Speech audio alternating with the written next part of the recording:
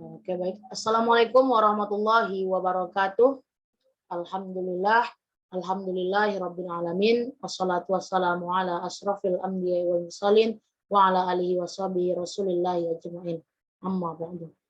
Baik, perkenalkan nama saya Habibatul Khairiyah, NIM 20033064. Kali ini saya akan membahas pembahasan soal mekanika HO6 dan HO7.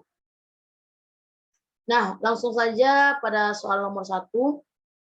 Nomor 1A, rumuskanlah sistem koordinat rotasi berdasarkan gambar. Nah, bisa kita lihat pada gambar yaitu ada 3 sumbu. Yang pertama sumbu X, sumbu Y, dan sumbu Z. Nah, bisa kita memakai rumus V sama dengan V aksen ditambah omega dikali R aksen. Di mana kita turunkan dr dt sama dengan dr aksen dt ditambah W dikali R aksen. Maka kita operasikanlah R aksen ini sehingga didapatkan D dt ditambah W kali R aksen. Jika persamaan di atas dikenakan kepada vektor V, maka didapatkanlah dv dt sama dengan d dt ditambah W dikali V. Di mana didapatkan dv dt ditambah omega dikali V. Maka sistem koordinat rotasi yang didapatkan adalah sistem koordinat Kartesian.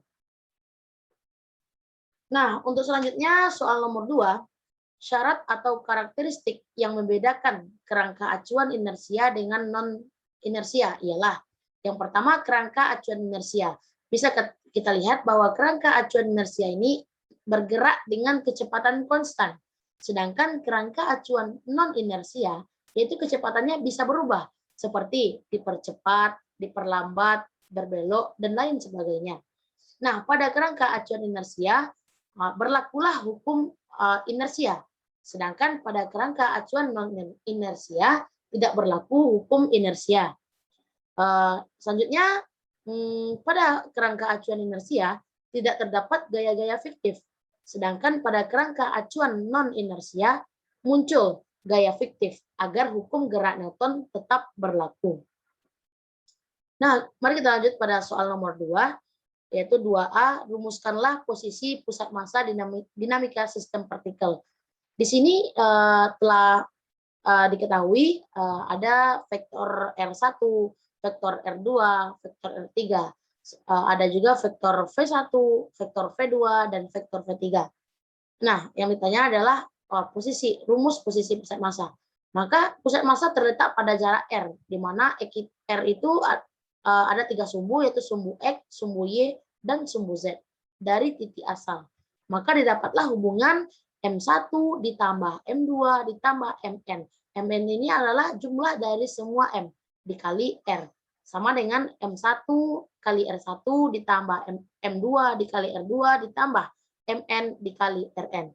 Oleh karena itu, didapatlah R sama dengan sigma Mn dikali Rn per sigma Mn. Sama dengan sigma Mn dikali Rn per M total. Mana Mn ini adalah M total, jumlah M keseluruhan dari soal.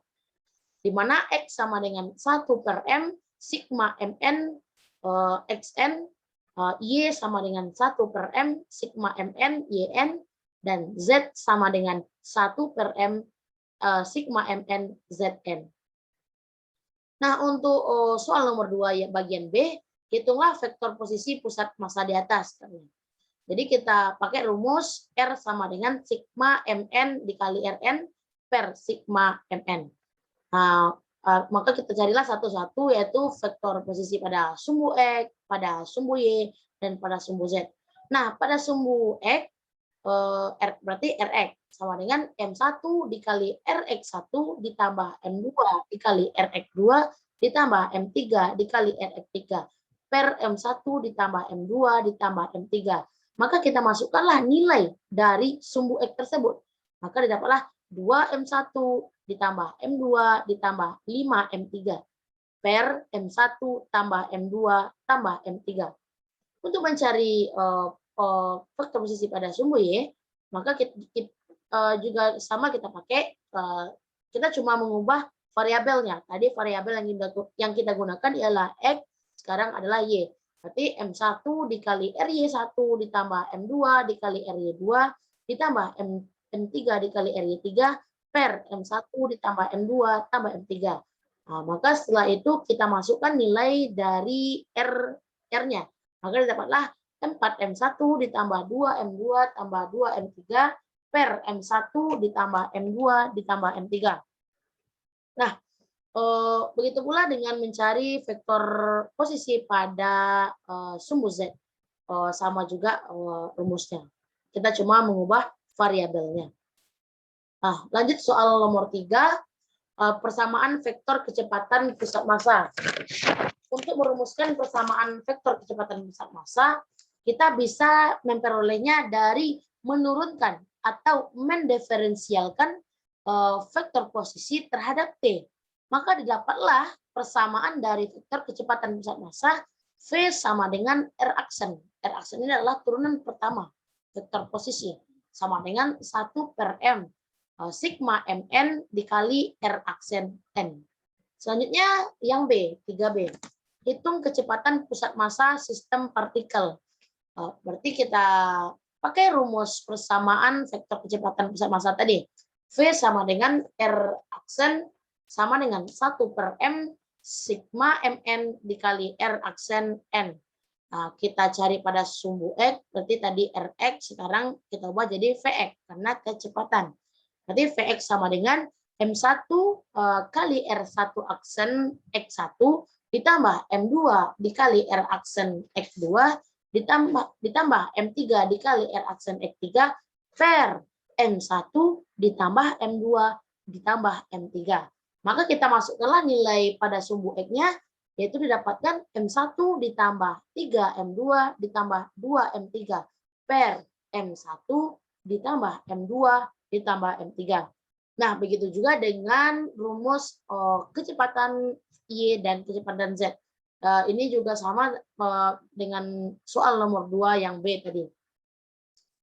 Selanjutnya, soal nomor 4, tunjukkan bahwa energi kinetik dari dua sistem partikel ialah R aksen sama dengan 1 per M. Sigma MK dikali R aksen K, di mana M sama dengan M1 tambah M2, dan V merupakan kecepatan relatif, serta U merupakan massa reduksi. Nah, untuk mencari ini, maka kita gunakan rumus EK sistem partikel merupakan jumlah energi kinetik partikel. Nah, didapatlah rumus sigma N sama dengan setengah Mn dikali Vn, vektor Vn dikuadratkan. Nah, jadi kita jabarkanlah rumus ini sehingga didapatkanlah energi kinetik sistem sama dengan setengah MV kuadrat MV vektor kuadrat Vm ditambah sigma N setengah Mn Vn kuadrat. Nah, untuk mencari energi kinetik dua sistem, maka kita masukkan setengah MV kuadrat pusat massa ditambah setengah Mn Vn kuadrat. Setelah kita hitung dan kita cari, didapatlah setengah dari MV kuadrat ditambah UVN kuadrat. Baik, sekian yang dapat saya sampaikan. Mohon maaf jika ada kesalahan. Wabillahi taufiq wal hidayah. Assalamualaikum warahmatullahi wabarakatuh.